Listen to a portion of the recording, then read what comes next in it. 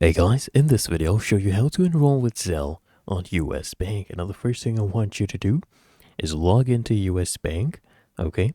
And then come to the top menu, click on Transfer and Pay, and from here choose Send and Request Money with Zelle. Now, the first thing you need to do here is click on Enroll. So click on Enroll right here and choose either a mobile number or email to use as a contact method, and you'll be using the same thing to verify. So choose that and then tap on continue, and then click on yes, enroll. Scroll down, agree to the terms basically, and then you need to verify your identity. So they'll send a 6-digit code to your email address.